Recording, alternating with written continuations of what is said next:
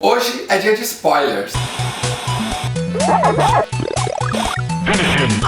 E aí pessoal, tudo bem? Eu sou o Rodrigo, esse é o Canal Zero e hoje eu trago pra vocês a história, a crítica e os spoilers do Planeta dos Macacos, A Guerra, que estreou esse final de semana nos cinemas. E antes da gente começar, se você ainda não for inscrito aqui no canal, se inscreve pra não perder as novidades que vem por aí. Se no final do vídeo você gostar, dá o seu like pra eu saber e comenta aí. Você já viu esse filme? Você curte a nova trilogia do Planeta dos Macacos? Bom, como vocês já sabem, as críticas aqui do canal são cheias de spoiler. Então só pra não perder o costume, eu vou começar entregando o principal deles. O Caesar morre no final. E pra quem acompanhou a trajetória dele desde o primeiro filme, provavelmente vai ser um baque aí. Mas foi uma morte bem valorosa, tá? Pode deixar que ele fez e entregou tudo que ele tinha que entregar antes de partir. Mas a gente já vai falar sobre isso. E antes de qualquer outra coisa, o filme é bom, viu? É muito bom. Eu acho muito legal quando a gente consegue ter bons lançamentos assim em sequência. Semana passada teve Dunkirk, que tem crítica aqui no card, e também foi muito bom. E essa semana a qualidade dos lançamentos se manteve e a gente tem aí outro grande filme estreando. Os efeitos visuais são muito legais, tá tudo muito realista. Você realmente acredita que os macacos estão lá. As texturas, os efeitos de luz, o efeito de pelo molhado, tá muito legal. Os caras botam tanta fé no trabalho deles, tem vários, mas vários closes mesmo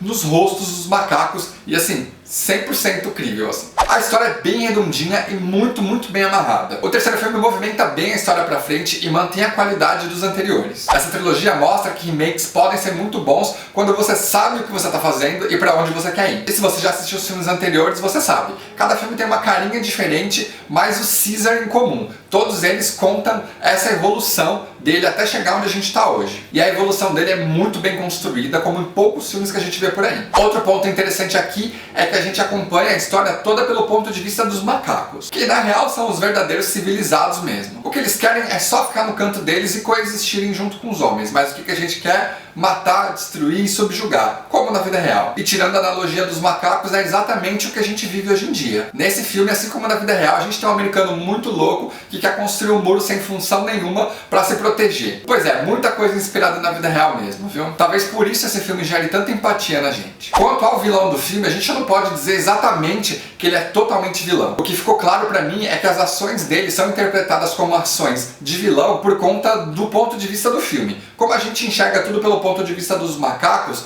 a gente acha que o que ele tá fazendo é ruim. Mas vamos parar e vamos se colocar no lugar dele. Você acha que a gente ia ter dó de macaco se a humanidade estivesse sendo dizimada por um vírus que veio deles? Será que a gente não ia querer que todo mundo morresse só pra gente sobreviver? Não se importando se é culpa ou não deles, esse vírus? A gente sabe que a culpa não é dos macacos, mas isso é porque a gente tá vendo o filme pelo ponto de vista deles. E agora quem não sabe, provavelmente não vai ter a simpatia que a gente teve. Agora sobre a história. Os eventos desse filme acontecem 15 anos depois do primeiro. A gente tem os macacos vivendo numa floresta longe dos homens, mas em clima de tensão. E o começo do filme é quando os homens encontram o esconderijo do Caesar. E logo no começo a gente tem uma cena de guerra, né, que é um confronto entre o exército de homens e o exército de macacos, com muitas perdas dos dois lados. E quem no final das contas leva melhor é o time dos macacos. Só que em vez de matar todo mundo, o Caesar manda alguns soldados de volta, vivos, para mostrar que ele quer paz, que ele não quer confronto. Só que quando chega nos humanos, a mensagem é entendida totalmente do avesso, que é guerra mesmo. Depois de um tempo, os homens acabam voltando para o esconderijo do Caesar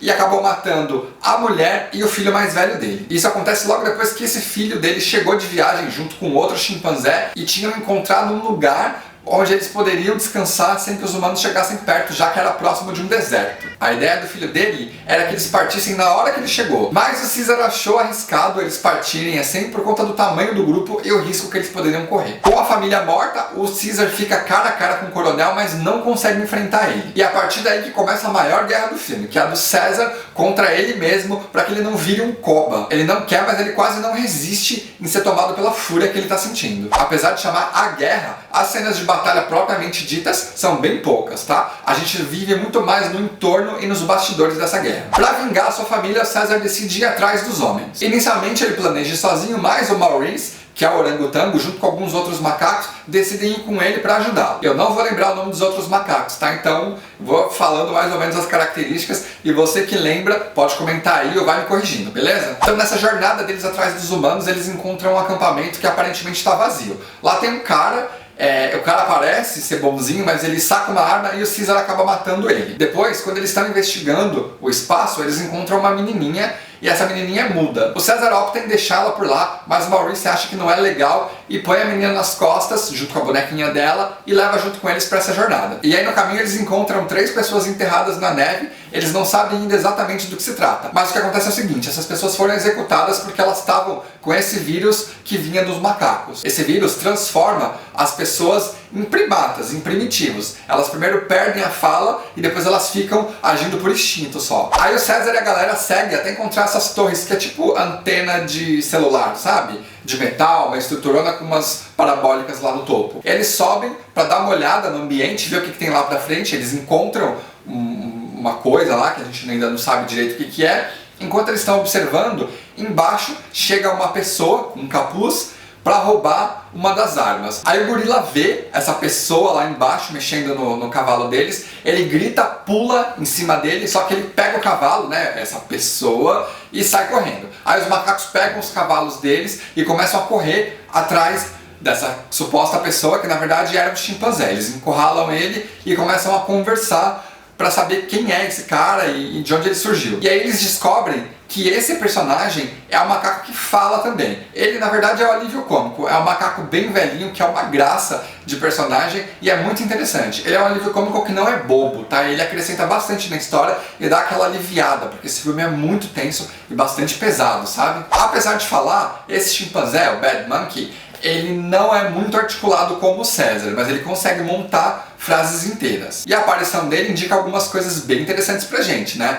Que não é só o grupo do Caesar que é inteligente e que fala, que existem outros macacos espalhados por aí que também falam e que não tiveram soro do Alzheimer lá do primeiro filme injetados nele. Ou seja, os macacos vão dominar em algum momento. E esse chimpanzé conhece um lugar que ele chama de zoológico humano. Lá, segundo ele, é onde estão os homens maus, né, que são os soldados. O César primeiro pede para que ele leve eles até lá, mas ele se nega porque ele tem medo de ir até lá, mas depois ele acaba topando ajudar a galera. E aí no caminho até a base, o gorila do grupo acaba sendo morto para salvar o César e ele decide abandonar o grupo porque ele não acha justo os outros macacos estarem morrendo por conta de uma vingança dele. E aí avançando mais pra frente, o César encontra 3 macacos tipo crucificados, eles estão amarrados em madeiras.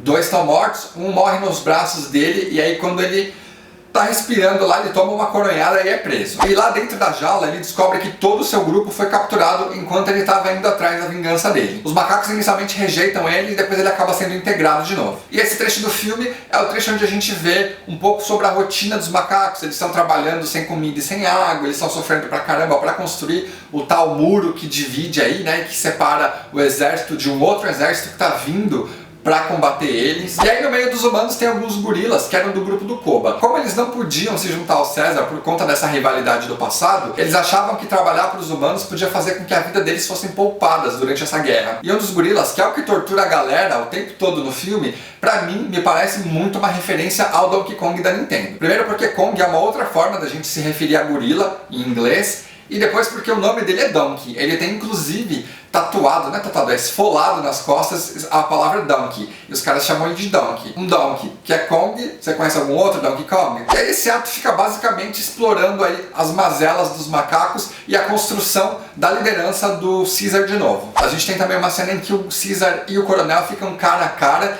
e a gente entende que guerra é muito mais do que só mata-mata. Tem muita política envolvida no meio. Quando o César ataca o coronel, ele diz: se você me matar, você sabe o que vai acontecer com os outros macacos? Então ele entende isso e a gente entende também por que o César, depois de não ter sido morto lá no começo do filme, é mantido vivo até hoje. E aí mais pra frente a menina que tá no grupo dos macacos, ela entra na base, na maior, ela entra andando e ninguém vê e ninguém faz nada. É muito estranho, né? Mas tudo bem. E lá dentro ela deixa a boneca dela com o Caesar e aí dá um pouco de água pra ele, que ela faz um gesto de sede, porque ela é muda, né? E ela aprendeu a falar com o Maurice, isso é muito legal. E aí depois ela vai até a outra jaula, onde estão os macacos, pega um pouco de ração e dá pra ele. E aí nesse momento, os guardas veem uma movimentação estranha e estão prestes a descobrir. O César manda ela se esconder e o outro chimpanzé que estava lá no grupo deles entra correndo para poder chamar a atenção e a menina não ser pega. Nesse momento ele é capturado e jogado para a cela. Em paralelo, o outro grupo, que tem o Maurice e o Bad Monkey,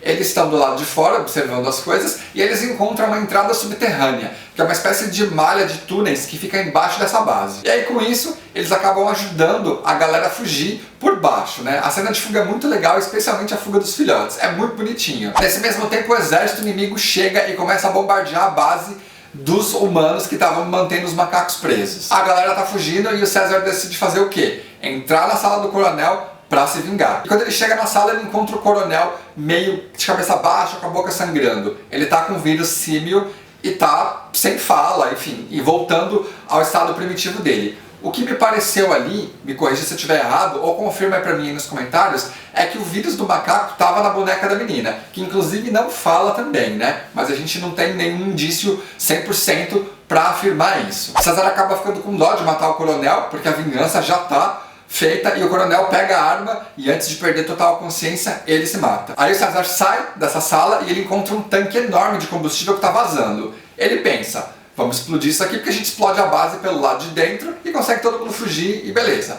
Ele corre até lá com uma bomba para jogar e no meio disso ele toma uma flechada de um dos oficiais que ele manteve vivo lá no começo do filme. E aí lá em cima do muro, o gorila, o Donkey Kong, tá vendo tudo, ele pega um lança-granada e atira nesse soldadinho e o cara explode, é muito legal. E aí ele acaba se sacrificando porque o outro oficial, né, o outro soldado que está em cima do muro, dá um tiro na cabeça dele e ele morre. O César vai lá, consegue explodir esse tanque, explode tudo por dentro, ele consegue escapar da explosão, e aí com essa explosão acaba acontecendo o quê? Uma avalanche. A neve começa a desmoronar muito tenso, essa cena é muito legal também. Os macacos começam a correr, e aí a neve soterra, mata todo o exército, dos dois lados, né, soterrado, e o César e os outros macacos conseguem escapar por cima das árvores. E depois disso eles vão até o lugar que o filho do César achou no começo, tá todo mundo super feliz, tem água, tem vegetação, tá cercado por um deserto, é seguro, e o César vê o machucado dele, né, o Maurice,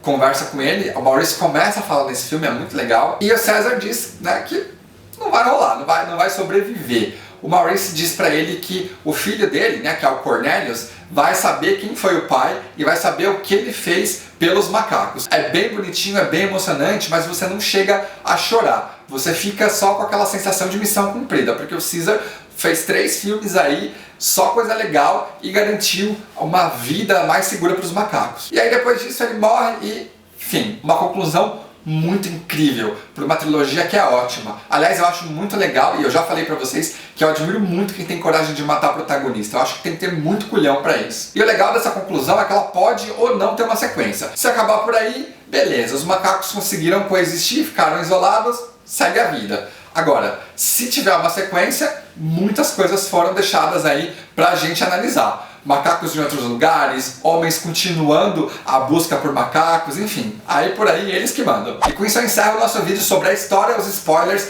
e a crítica de Planeta dos Macacos, a Guerra. Agora eu quero saber de você, o que você achou desse vídeo? Você gostou? Você já foi ver esse filme? O que você acha dessa nova trilogia? Comenta aí embaixo, vamos papear. E se você gostou desse vídeo, se inscreve no canal, compartilha com seus amigos que são fãs de cinema, não esquece de deixar o seu like e fica ligado que a gente tem 2 vídeos por semana, beleza? Então é isso. Agora eu vou ficando por aqui, a gente se vê no próximo vídeo e até já!